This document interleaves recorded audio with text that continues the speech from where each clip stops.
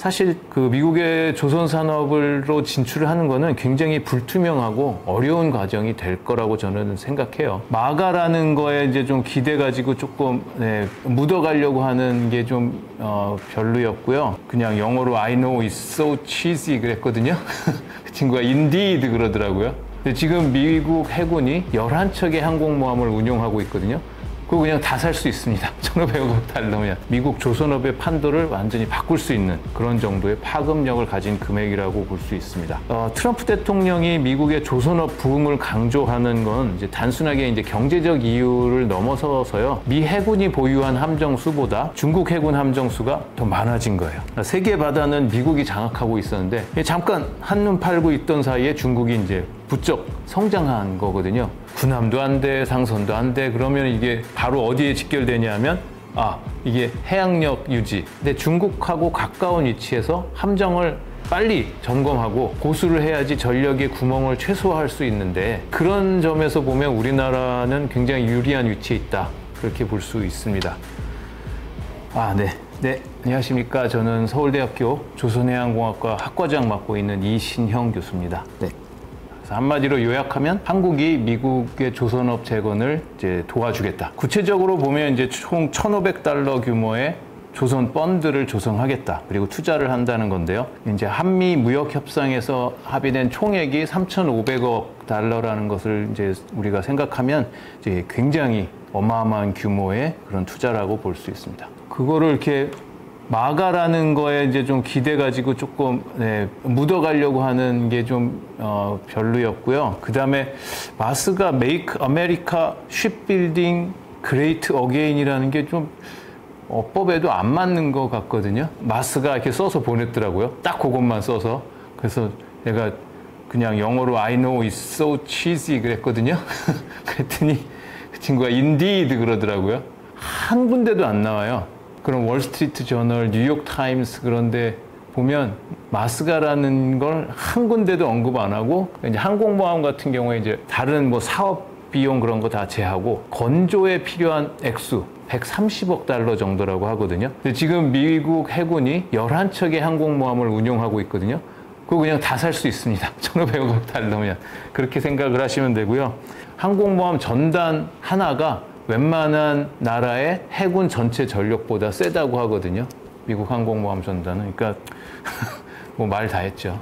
1,500달러 규모의 투자는 진짜 글로벌 조선업계에서 보면 정말 엄청난 규모의 전례 없는 수준의 투자라고 할 수 있는데요. 그냥 단순하게 상당한 규모다. 이 정도 수준을 넘어서 미국 조선업의 판도를 완전히 바꿀 수 있는 그런 정도의 파급력을 가진 금액이라고 볼 수 있습니다. 2024년 기준으로 글로벌 조선 시장 규모가 한 1,600억 달러 수준으로 추정된다고 하거든요. 그러니까 한국이 약속한 1,500억 달러는 전 세계 조선 시장의 1년치에 육박하는 그런 금액이고요. 작년 기준으로 한국의 조선업 수출 규모가 256달러라고 하거든요.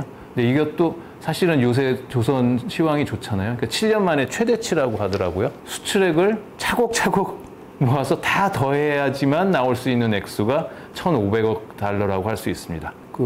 아마 중국은 뭐 처음부터 제외됐을 거고요. 이제 그 중국에 대비해서 지금 이런 걸 하는 거니까요. 그리고 일본은 아주 배제를 한 건 아닌 것 같아요. 그래서 제가 볼 때는 우리나라의 뛰어난 선박 건조 능력, 그걸 고려했을 때 이제 가장 많은 점수를 받은 것으로 생각하고요. 기술적으로 따졌을 때 뭐 많은 사람들이 중국이 우리나라보다 많이 뒤처져 있다 그러는데 이미 한국에 버금가는 실력을 갖췄다고 여겨집니다. 이제 다만 생산과 건조를 따져본다면 아마 우리나라에 비해서 중국이 조금 그 일사불란한 면이 좀 떨어지지 않겠냐 하는 생각을 하고 있고요. 일본은 사실 기술력도 있고 또 미국 입장에서 보면 아마 신뢰가 가는 나라일 거예요. 근데 이제 우리나라에 비해서 좀 너무 느리고요. 굉장히 신중하고 일의 진도가 팍팍 나가지 않을 것 같은 생각이 듭니다. 그래서 유연한 설계 능력 그리고 빠르고 효율적인 건조 능력 면에서는 아마 일본이 우리나라를 따라오기는 힘들 것 같다. 그렇게 생각하고 있습니다. 트럼프 대통령이 미국의 조선업 부흥을 강조하는 건 이제 단순하게 이제 경제적 이유를 넘어서서요. 해양력 우위를 통해서 해양 패권 유지 라는 전략적 목표하고 직결돼 있다고 생각할 수 있습니다. 그걸 좀 자세히 들여다보면 보통 미 해군의 전력은 전 세계 모든 나라의 해군 전력을 다 더한 것보다 강력하다고 이제 많이 알려져 있습니다. 근데 그 사실이 불안해지기 시작한 거예요. 이제 다 알다시피 중국 때문인데요. 양적인 비교에 불과하지만 미 해군이 보유한 함정 수보다 중국 해군 함정 수가 더 많아진 거예요. 게다가 이제 매년 건조해서 취역할 수 있는 함정의 수가 이건 뭐 비교도 안 될 정도로 중국이 훨씬 많은 거죠. 그러니까 이걸 보고 이제 트럼프 대통령이 깜짝 놀란 겁니다. 세계 바다는 미국이 장악하고 있었는데 잠깐 한눈 팔고 있던 사이에 중국이 이제 부쩍 성장한 거거든요. 자유통항권이 위협받을 수 있다는 상황에 이르니까 이제 발등에 불이 떨어진 꼴이 됐죠. 지금 중동에는 미국 해군의 5함대가 있고요. 그리고 이제 서태평양에 7함대가 있는데 그 중동에서 서태평양 이렇게 이르는 이제 그 해역에 중국이 딱 잡아서 숨통을 막을 수 있는 포인트들이 이제 몇 개가 있는 거예요. 이제 뭐 대표적으로 말라카 해역 같은데 남중국에서 대만으로 이제 올라오는 요런데 이제 그런 포인트들이 있거든요. 그게 지금 아주 위험하게 된 거죠. 사실 미국이 패권을 유지하는 비결은 그동안 바다를 지배하고 있었기 때문인데 중국이 거기에 회방을 놓을 수 있는 꼴이 되니까 이제 미국이 이거 가만히 있어서는 안 되겠다. 거기 더해서 있는 게 전쟁이 일어나면 함정만 가가지고 다 전쟁을 할 수가 없잖아요. 함정이 가면은 거기에 따라붙는 선대가 있어야 되거든요. 근데 그 미국이 그거를 운영하고 있는데 뭐라고 부르냐면 예비 상선대라고 해요. 그래서 레디 리저브 플리트라고 하는데 전쟁이 나면 바로 투입돼가지고 병력하고 물자를 실어 나를 수 있는 군함이 아니고 그냥 상선이에요.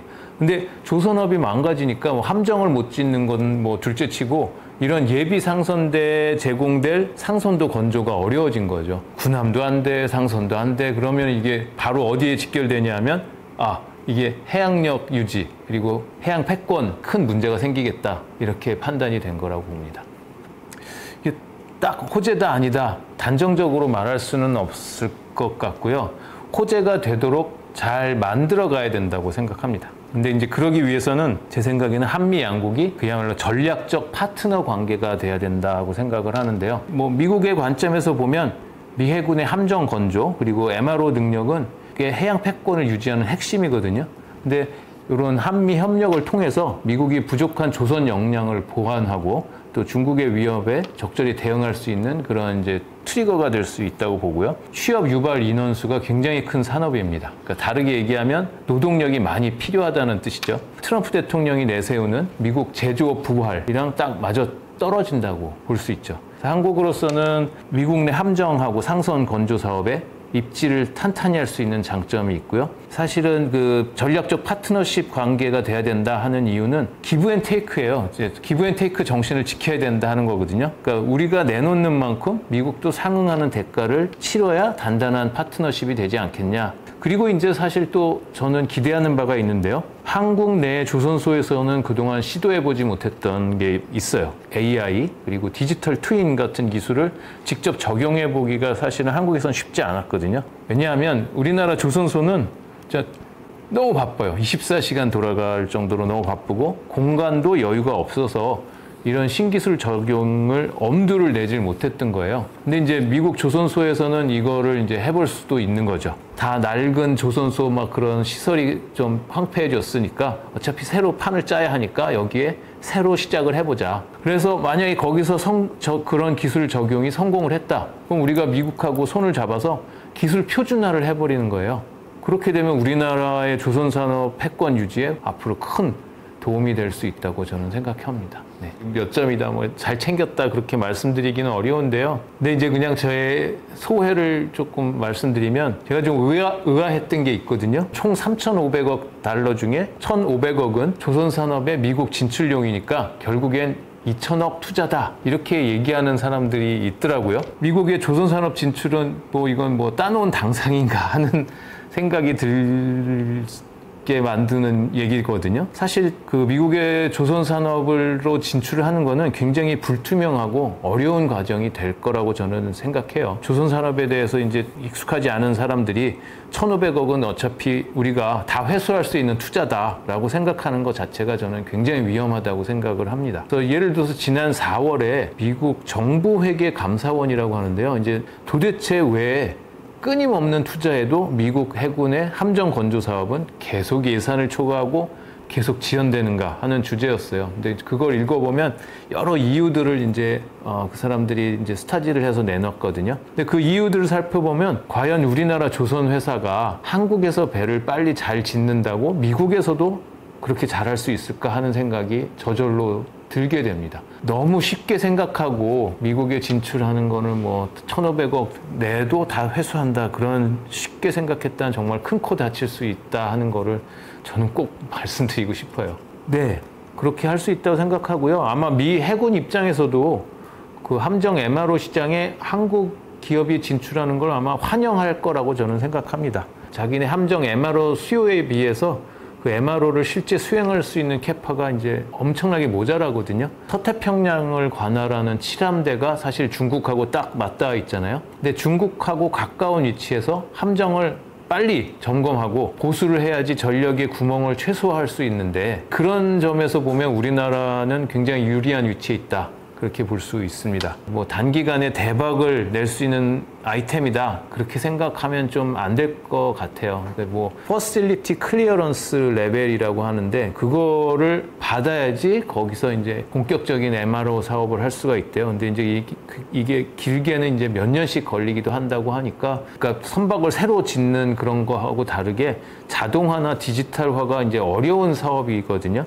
그러다 보니까 인력도 많이 필요하고요. 당연히 이제 수익률이 또 좋은 사업도 아닐 수 있습니다. 그래서 MRO 사업은 장기적으로 미 해군의 수요를 이제 확보할 수 있다, 그런 차원에서 좋은 거고, 또 한 가지 뭐 기대할 수 있다는 게 있다면 MRO를 수행하면서 뭔가 새로운 기능이나 장비의 업그레이드를 우리가 제공해 준다. 미 해군의 이제 낡은 함정에 20년, 30년 배를 가지고 들어와서 이제 MRO를 하잖아요. 근데 이제 그러면은 거기에 실려 있는 장비나 그런 것들은 다 20년, 30년 전 거잖아요. 그거를 최신 장비로 바꿔주면서 오히려 업그레이드를 할 때 또 새로운 것도 더 얹어줄 수 있는 거죠. 그러면은 그냥 단순하게 바꿔주고 뭐 교체하고 그런 게 아니라 새로운 장비 추가, 이렇게 될 수가 있으면 더 큰 부가가치를 확보할 수 있다 하는 얘기입니다.